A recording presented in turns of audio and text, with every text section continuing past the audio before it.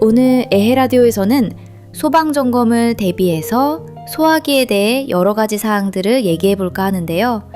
그래서 오늘은 오프닝 없이 바로 본론으로 들어가 보겠습니다.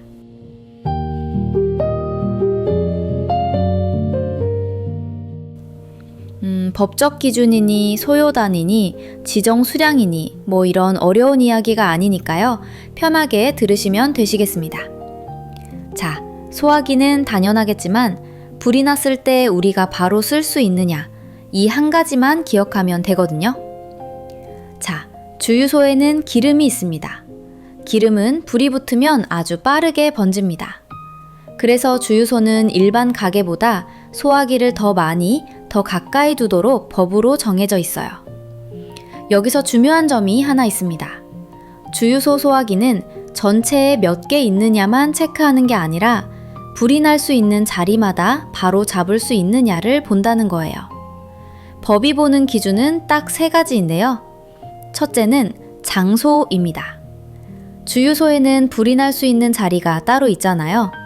차에 기름을 넣는 주유기 근처라든지 땅속에 기름이 있는 저장 탱크 근처라든지 그리고 사람과 취사시설이 있는 사무실, 주방, 그리고 계산대입니다.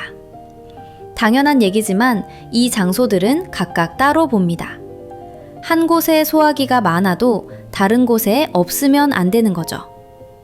둘째는 거리입니다. 불이 났을 때 소화기까지 가는 거리가 20m 아니어야 합니다. 멀리 있으면 안 되고 차 뒤에 가려져 있으면 안 되고 물건 뒤에 숨겨져 있어도 안 됩니다. 눈에 잘 보이고 바로 집을 수 있어야 합니다. 그리고 셋째는 상태입니다. 소화기가 있다고 해도 압력이 빠져 있거나 유효기간이 지났거나 인증되지 않은 제품이면 법에서는 없는 것으로 봅니다. 그래서 항상 정상 상태를 유지해야 합니다. 이 소화기 상태 체크 방법도 좀 이따가 말씀드릴게요. 자, 그런데 사람들이 가장 많이 착각하는 것이 있어요. 기름이 많으니까 지정 수량의 소요단위 계산해서 소화기 몇 개 놓으면 된다고 생각하는 건데요. 이건 틀린 생각입니다. 기름량 계산은 소화전 같은 큰 설비를 계산할 때 쓰는 것이고 소화기 개수는 사람이 바로 사용할 수 있는 위치 기준으로 봅니다. 한 주유소를 예로 들어볼까요? 이 주유소에는 양쪽에서 기름을 넣는 양방향 주유기가 4기 있습니다. 주유기 근처 소화기의 기준은 이렇습니다. 차에 기름을 넣다가 불이 나면 그 자리에서 바로 소화기를 집을 수 있어야 하겠죠? 그래서 이 주유소는 양방향 주유기 1기당 소화기 2대, 즉 한 면당 1대를 배치했습니다. 총 8대가 되겠죠? 양쪽 어느 방향에서 불이 나도 20m 내에서 차를 피해 다니지 않고 바로 사용할 수 있게 한 것입니다. 자, 주유기 쪽은 이렇고요. 다음은 저장 탱크 근처입니다. 재사료 위험물을 저장 또는 취급하는 옥외 탱크 저장소 또는 옥내 탱크 저장소에는 소형 수동식 소화기를 2개 이상 설치하여야 한다 라고 법에는 명시되어 있는데 이건 최소 기준입니다. 탱크 근처에서 불이 나면 확산될 위험이 크기 때문에 한 방향이 아니라 여러 방향에서 접근할 수 있어야 합니다. 그래서 탱크 주변에는 소화기를 여러 대 분산해서 배치하는 것이 어느 쪽이 막히던 다른 쪽에서 사용하기 용이하겠죠? 그리고 사무실과 계산대입니다. 사람이 있는 공간에는 작은 불이라도 초기에 끌 수 있도록 소화기를 반드시 비치해야 합니다. 그래서 사무실과 출입구 근처에도 소화기가 배치되어 있습니다.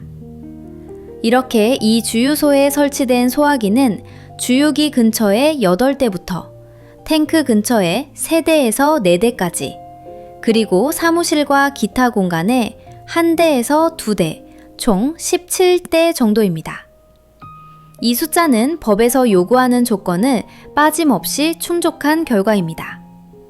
소방점검이 나오면 점검관은 이렇게 봅니다. 여기서 불이 나면 이 소화기를 바로 쓸 수 있는가? 20m를 넘지 않는가, 가려져 있지는 않은가, 정상 작동 상태인가 등등 이 기준을 모두 만족하면 소화기 개수 자체는 최소 수량에 맞춰도 문제되지 않습니다.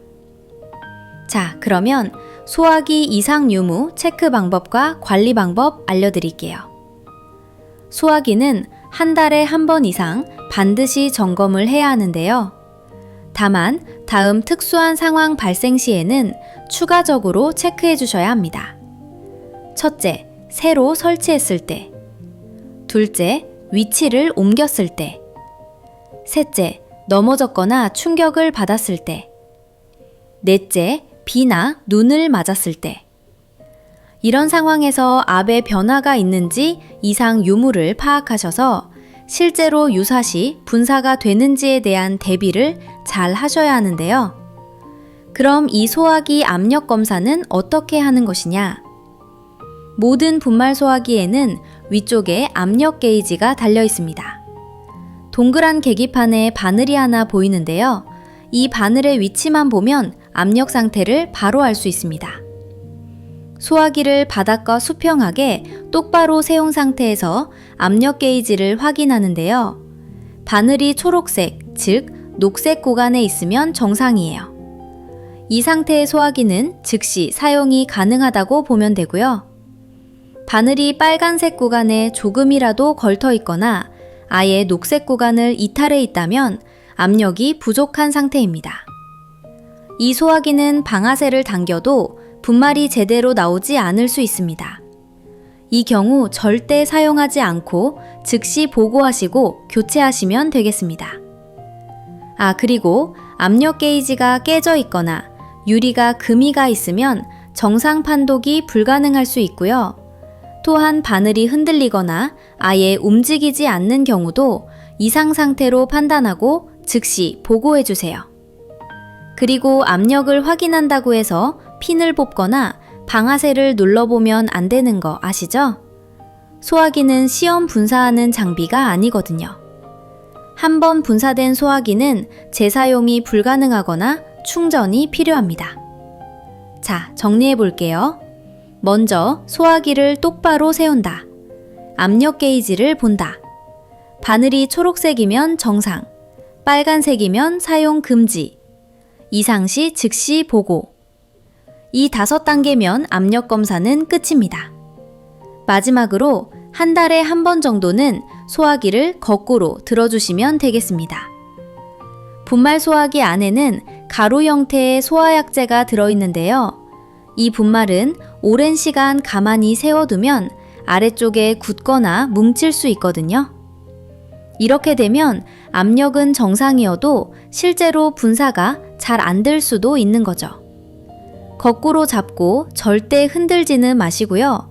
한 번씩 가볍게 거꾸로 들어주시기만 해주시면 된다는 거 기억해 주세요.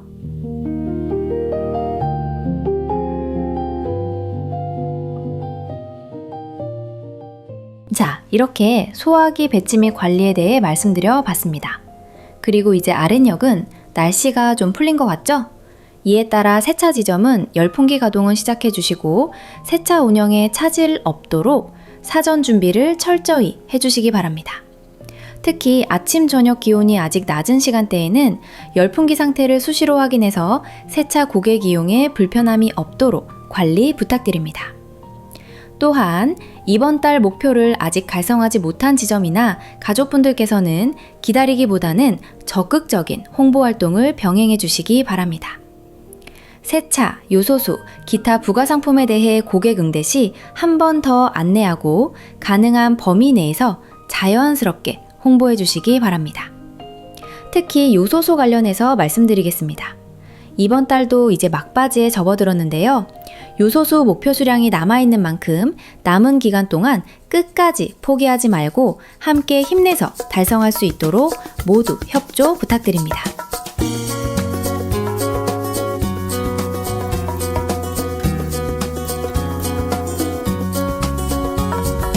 바람이 불어오는 곳 그곳으로 가네 그대의 머릿결 같은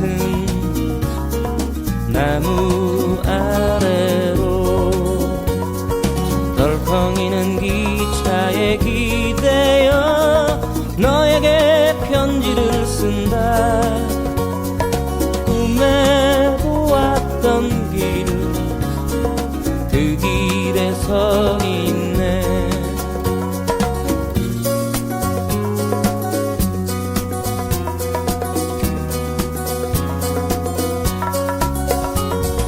설레임과 두려움으로 불안한 행복이지만 우리가 느끼며 바라볼 하늘과 사람들 힘겨운 날들도 있지만 새로운 꿈들을 위해 바람이 불어오는 곳 그곳으로 가네.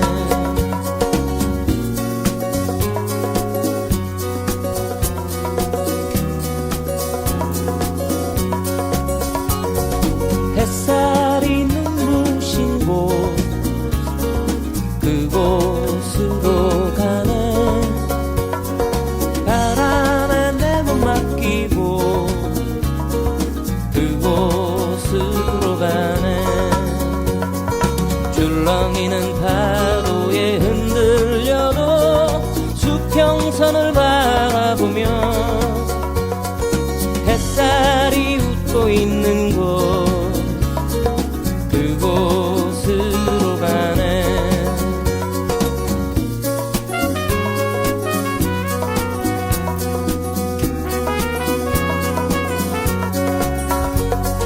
나뭇잎이 손짓하는 곳 그곳으로 가네.